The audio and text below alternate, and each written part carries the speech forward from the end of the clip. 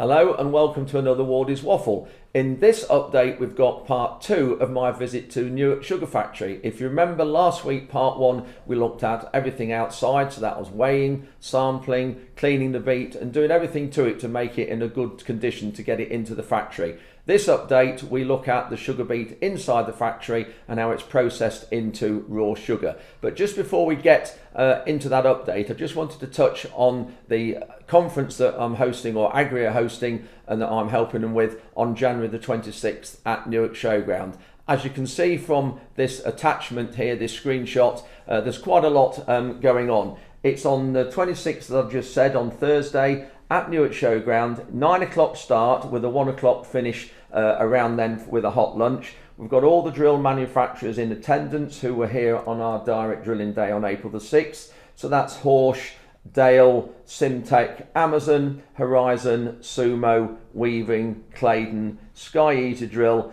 and we've got Philip Wright coming, we've got the NFU there as well. So it's going to be a really good, busy morning. We start off the day with me giving an introduction on the reasons for having the demonstration, what I wanted to get out of it. We've then got Steve Corbett talking about the establishment. We're looking at gross margin analysis, and Steve's the South Region iFarm and Technology Centre manager. So we've got a really good presentation from Steve. We've then got Philip Wright there as well from his own company, Wright Resolutions, and he's looking at everything to do with drill performance, the key messages arising from that, the factors affecting the transition from conventional tillage to better systems and suited to regenerative agriculture.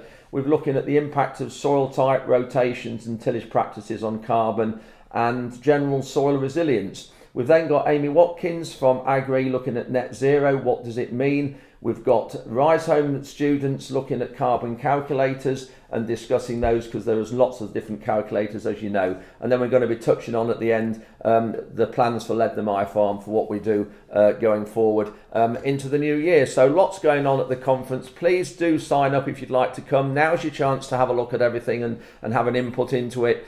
And yeah, it'd be good to have your input and proper, true direct drillers and regenerative farmers. We're all in regenerative agriculture, I believe. It's been going on for a number of years in different guises. But please do come to that. The link to sign up, you do have to sign up for it. You need to be emailing Becky. The link for Becky, I'll post it now on the screen here. This is her email address, but also I'll put it in the description as well, so you can email her and register, because we do need to register, please. So please do that. We're looking forward to seeing as many people as possible at Newark Showground on January the 26th.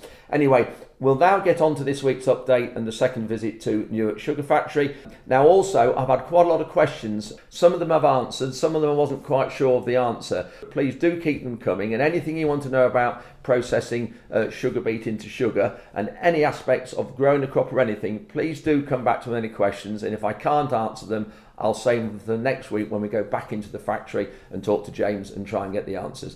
Just before we get into this second part, I just wanted to give you a bit of an update, because what you've just seen was recorded a few days ago. Today is Saturday, and yesterday I was talking to Claire at British Sugar, and the question part that I was going to do in another video with James as a result of the questions you've asked me from these two videos, I'm actually going to do a part 3, because on the video that you're going to see in a minute, there's no packaging of the sugar. That mostly takes place at Bury St Edmunds in Suffolk. And there is a small amount of packaging done at Newark, but that's on the bigger bags. But we're going to look at that in another video, and then I'm going to go into Bury St Edmunds and look at the packaging of the smaller packets and go through that side of it and see how they do that. So there'll be a full update on that and the questions. So that should be a part 3. And whether I post that next week or the week after, it just depends whenever I got time to go to Bury and get this all put together. Anyway, that is enough waffle from me now. Let's crack on with this week's update. Hope you enjoy it, and thank you for watching. Just about to go inside the factory now. We've got these little earplugs to wear, because it is very noisy. I've been in there before. I've now come inside to where the beet is sliced. Up above me here is where the beet first comes in. You can see the knives that we've got here, and these are replaced and quite regularly, and then they go off to Wistleton in Norfolk to be sharpened.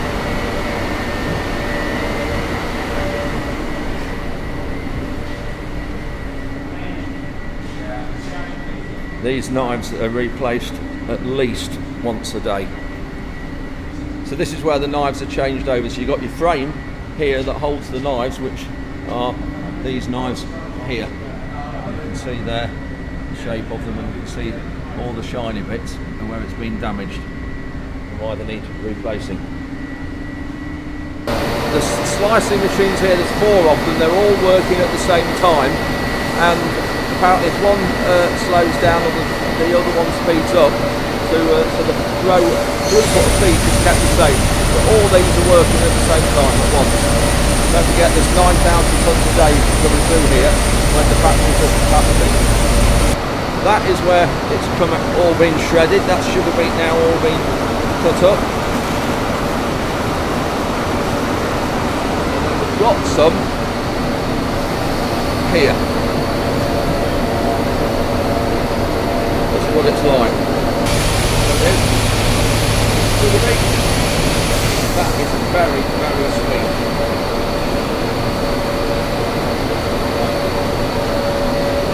That is just about like drinking a cup of coffee with a whole bag of sugar. Really, really sweet, but you would expect it to be. But that's it, chopped up. So that's just showing the different slices. So which is the one, Matt? That's the one we want. So the cassettes is what we're after. Yeah. Any variation from the cassettes means that there's something wrong with the knives, so we then look to change them. The cassette in that form is the most efficient way to extract the sugar from the pulp. So when you see some of these others like that, is that when you know there's a knives want changing? That's it. There's something to look at. Right. Knives need changing. Yeah. So those belts there carry about 200 tonnes per hour each. That's 400 tonnes an hour going up to be processed. So this is how what the juices come out. So that's where it starts, and then where else? Then James. That belts are just seen. Yeah. Into what we call a mingler that opens, that we pre-warms the sugar beet, so it pre-warms the cells to get us able to get it out. Yeah. There's sugar out. Pulp and juice then comes into the tower. Right. So from here. So this is what we call a diffusion tower. Yeah. So this is where we diffuse the sugar beet or the sugar out to the cassettes. So we put the cassettes at the bottom, and as we raise the sugar cassettes up through the tower, we allow then juice to come back out through a heating system, back through the mingler, and then out towards the carbs. Pulp then comes out the top, through the press pulp, and then out to animal feed. Down there, animal feed. So behind me is a map of the whole factory process of growing sugar beet from start to finish. This is a PDF of an updated version you can see now. Really interesting to see the whole process. This is our carbonation process, so we add lime into the juice along with the gas from burning the lime, and this filters the juice, so you can see all the participants and the lime dropping. So is that the lime dropping down there? And then what's left is then Limex. Right. And we're just left with sugar juice. So that is... See, they're slowing down now, the amount of lime in there.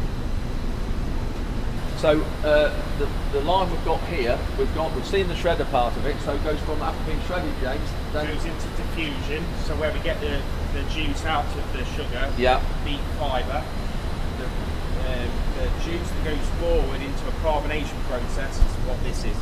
Right, and that's your lime. So there you see the lime separating out, and that's what's known as Limex, which then is spread on the fields to improve the pH. So this here is what's known as thin juice here, and then what you say, it's evaporated out to get... We're going to go and have a look at the evaporators where we make it into thick juice. Yeah. At that point it's split either into juice tanks to store to make sugar in the summer, or straight into the process to make sugar. The sugar beet itself, the roots are about 5 degrees, the then process is 25 degrees, and the final process is 75 degrees, and the hotter it is the better extraction rate. So this is obviously the thin, neat sugar before it's refined. So the juice we've just seen comes from there through here, and what have we got here then, James? So these are bag filters, you can see the bags here. These are our final filtration stage before we go to the juice sent to the sugar in. Right, okay. Refinery. Some of these parts look quite new, like that one there, that middle tube. So here we're in the extraction part of the factory here, and then the next stage is the refinery part. So here we've just got a small selection as a sample comes through here. Got a camera up there so the operator in the control room can see what this is like and what the colour is. And this is a small sample of the extraction as it's coming through the factory. This is the old part of the factory. It was 1920 when it was built, and this is the original part at the minute. So we've got the centenary wall, and this is when the factory began. And then this is all news going through the years. The ones in blue are factory managers.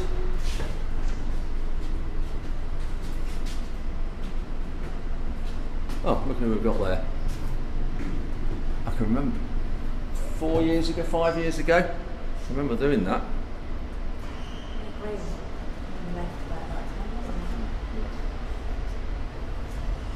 Let's test Seymour. Brilliant. See Matt as well. Oh yeah, there we go. There's Matt. James. Where's James? Oh.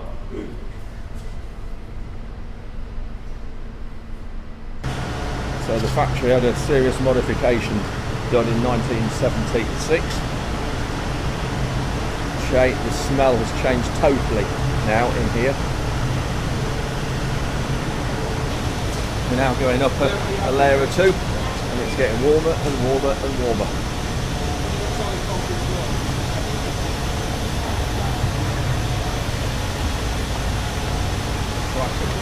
Brings back memories of a July day when it's 40 plus degrees in Lincolnshire.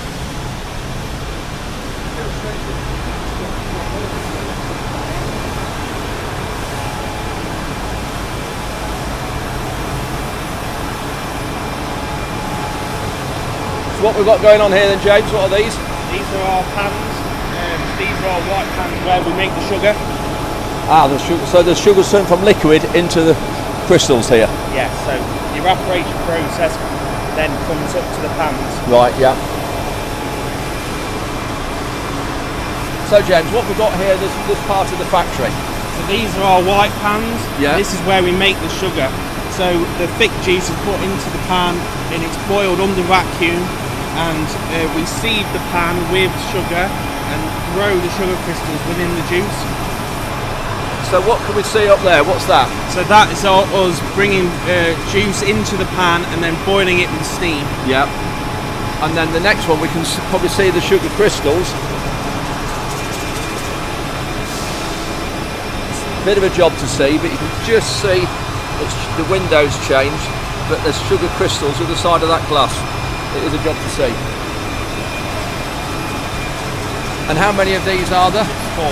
4 here, and then there's on that side, is that different? That's the secondary process to recover more sugar out of the juice. Right, right. Yep. So that's the camera there, showing inside. We'll have a look at that in a minute on the screen. James is taking us to the control room. So this is what we've just seen. This is the sugar crystal in that pan we've just seen. Ah, it's that one. Interesting. Doesn't look like sugar crystals, but yeah. Yeah. You were saying, James, that the controller or the operator can actually control the size of the crystals. Yeah. So we make a span of sizes. Yeah. In white granulated sugar, and then later on in the process we can sieve that back out to either make cast sugar or white granulated sugar. Yeah. Goes into your sugar. And then the brown sugar is the demerara. What's that process? Because I think there's a myth that you can't get English or brown sugar made from sugar beet. Yes, so we can. So we make white brown sugar here at Newark, and so demerara sugar is white granulated sugar with cane molasses added back into it. That's all it is. That's all it is. Fascinating. So another part of the factory here, James, what we've got here? So these are our apparators. Yeah. So we have a power station on site that produces steam. Yeah. We run that through a turbine to produce all the electricity for the site, and then the steam we use to boil, at each stage to drive water out of the juice. Yeah. To make thick juice, and at that point is where the juice is separated. So we store some thick juice for the summer to produce crystal in the summer. Yeah. And some of it will go up to the pans. Right, simple as that.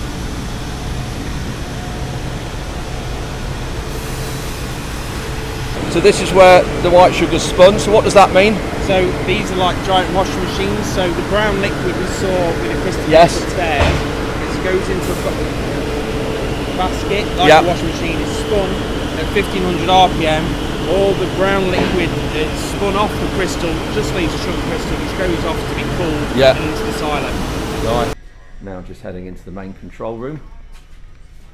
Great slogans here.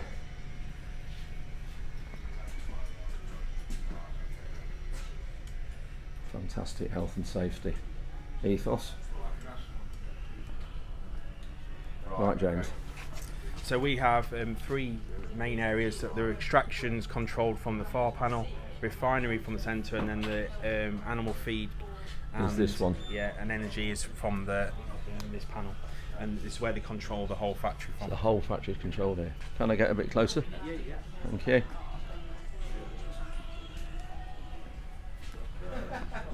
Smile. Hello. So where's that one? That camera? What's that?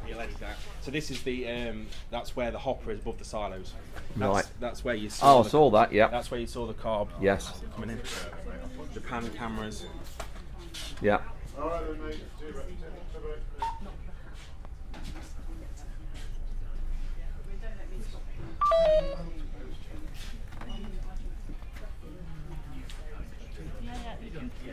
There's no valve position. That's where the samples. I had a flow and then it just went. Zero. Oh no, it's not. That's the animal feed loading. It's putting some on there because I can see the tank level dropping. So I know it's flowing at the minute. Fascinating control room. This is the main offices here at Newark.